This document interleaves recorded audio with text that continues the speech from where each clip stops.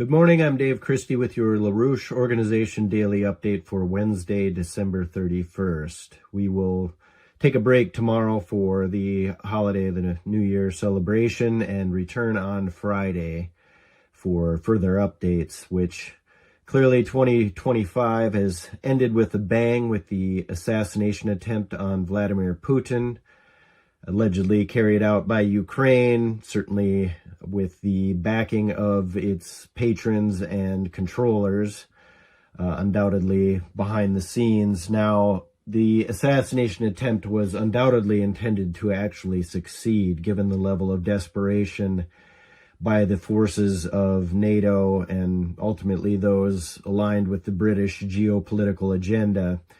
So undoubtedly this was intended to succeed. There are also reports that this may have been, at least part of the targeting was directed at Russia's strategic nuclear capabilities. We may have more to say on that matter. This would certainly be in line with other operations that we saw earlier this year with the so-called spider's web, the drone and various attacks that we saw on one of the legs of Russia's strategic nuclear triad, that is the strategic bombers that were attacked at the Engels Air Base, I believe it was. Earlier than that, we also had attacks on Russia's radar capabilities for their strategic forces. So again, we'll follow that up and investigate what more there may be to that part of the story. But again, as the Russians made clear, in addition to the assassination of Vladimir Putin, this was also intended to sabotage the emerging peace dynamic, which both the Russians, Trump, and through the Kremlin spokesperson, Dmitry Peskov, they, said that there was significant progress made and that perhaps the crisis in Ukraine could be resolved in the ensuing period ahead. Now, to be clear, any resolution of the Ukraine crisis and taking that out of the NATO proxy war that is presently being waged on Russia, this would be a strategic defeat for the British-aligned forces of NATO and the European Union.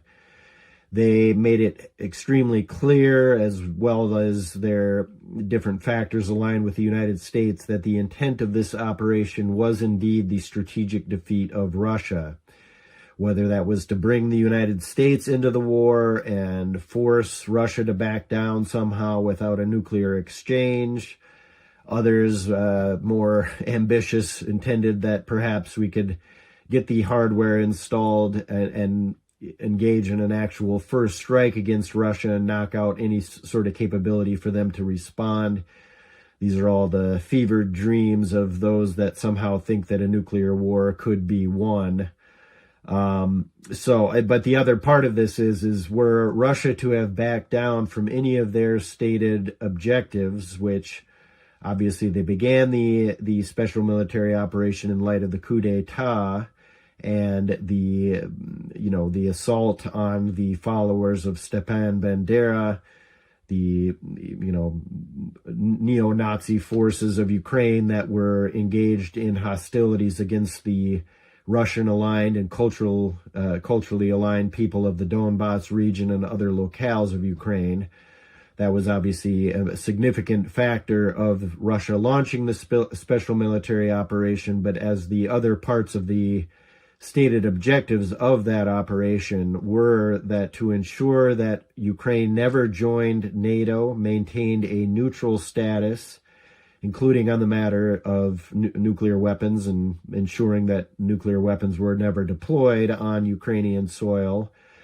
But the other factors that they stated were the demilitarization and denazification of the extremist ideology that we have seen inside of Ukraine, of those followers, again, of Bandera and so forth. So were Russia to back down from any of those stated objectives, that would in effect be the part of the strategic defeat of Russia, particularly as the NATO-aligned forces would have continued to promote some of those objectives inside of Ukraine, as well as other encroachment of the NATO territory towards Russia. So again, were the peace process to succeed, this would be a massive defeat of the geopolitical agenda of the British and their NATO and European crowd that they control. So certainly Trump and his team should be lauded for these efforts, should be supported for these efforts. And these efforts are indeed in line with his stated objectives during the campaign process to end the forever wars. On the other hand, with the apparent free hand that Trump has given Benjamin Netanyahu, certain statements made with his recent meeting at that we just had with between Trump and Netanyahu, Trump again signaled that Israel would be allowed to have a free hand, that we've seen already in the Gaza operation, for whatever the attempted negotiations around a ceasefire may be holding in some aspects, but a lot of the slaughter has continued, and certainly Israel has indicated that they will do whatever they want in Gaza. But as well, the continued threats by Netanyahu towards Iran. And as we know, at the end of the 12-day war, the Trump administration did end up moving in to back up Israel on the strikes on the facilities that we saw inside of Iran. So for that and other domains, whether it be Venezuela, where this somewhat strange operation that's going on targeting the so-called drug boats in the Caribbean. And Trump also did say something along the lines that there have been targets on Venezuelan territory on the land that have been struck. That has not been clarified by the Trump administration, and when Southern Command and others were asked about this, they simply referred back to the White House for clarification on that. So it's unclear what's actually happening there, but these are the kinds of operations that have led many in Trump's base to become disillusioned, saying that this is not the America First agenda, with these various operations backing up Israel, with threats to Venezuela, other domains around the world. So it's a mixed bag in terms of how Trump has actually fulfilled his campaign promises. And there are many that consider that this may disillusion the Trump base to not show up to the polls or not show up to voting in the upcoming midterms. Obviously, the declining economic situation plays a part in that, or whether Trump's base is disillusioned enough to vote for the Democrats. So many are warning of a bloodbath coming up for the Republicans.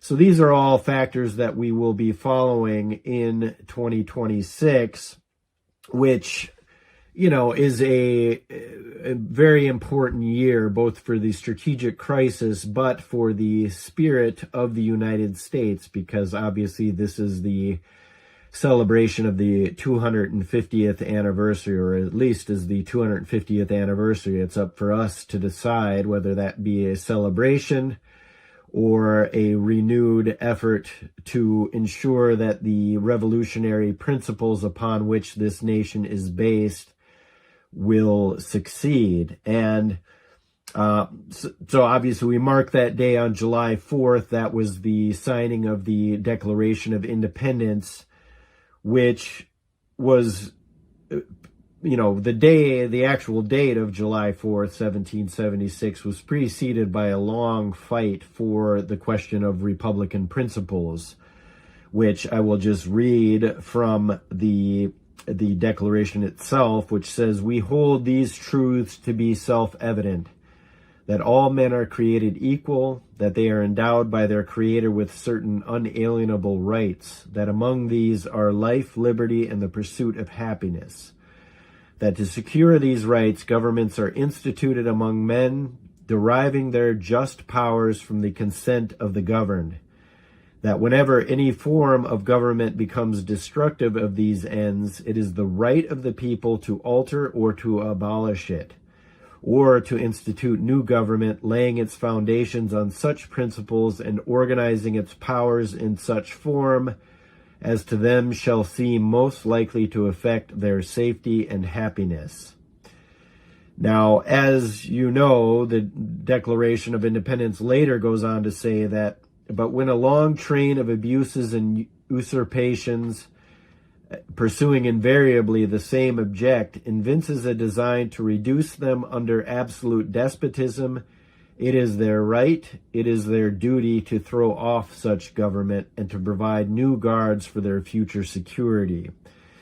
Now, that's a fairly provocative mandate, effectively, for the foundation of a government that, which wasn't necessarily specific at the times of those living under the dictatorship of the British Crown. Now, does that mean that every time we have grievances against our government, however strong or small, that means that we actually overthrow it? Or does it mean that we, at this point in particular, that we embrace those principles upon which this nation was founded and ensure that the government reflects that?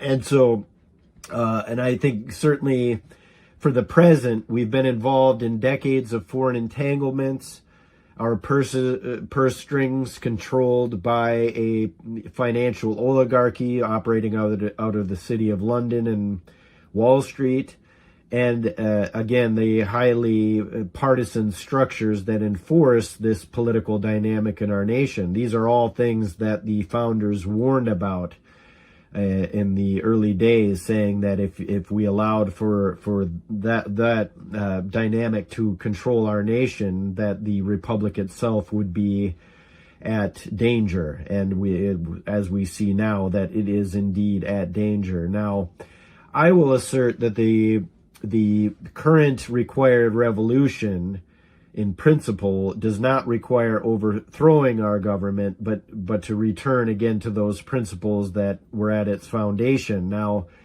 LaRouche essentially provided the roadmap for that with his 4 laws. In other words, if you want the city of London and Wall Street to regain control over our political process and republic in general, that what is required is to implement the bankruptcy procedures and limitation of the power of the financial oligarchy with Glass-Steagall. That will go a long way to stop the covert operations and regime change operations that we've seen globally, which all benefit the financial oligarchy at the helm. To limit their power, we need absolutely to bring in Glass-Steagall. That way you won't have the big scams like Iran-Contra, Al-Yamama, or the present operation that we're seeing inside of Ukraine. These are all to fund the global jihadi operation that we saw operating against the Soviet Union back when Iran-Contra and Al-Yamama were at their height. Or the present covert operations inside of Ukraine with all the same similar shady financing.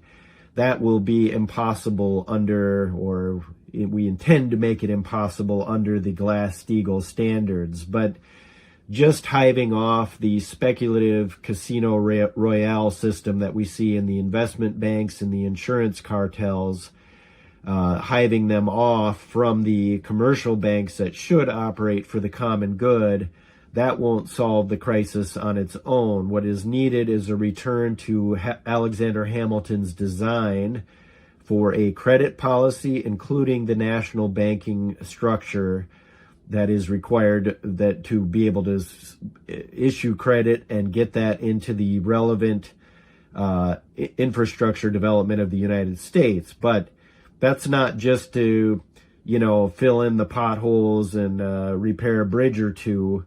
What's needed is the advancement of the human condition through science and technology. And as LaRouche defines in the 4 laws, that requires a fusion economy and its related space program that will drive the United States to a new platform of economic development and define how the infrastructure, what that infrastructure base looks like.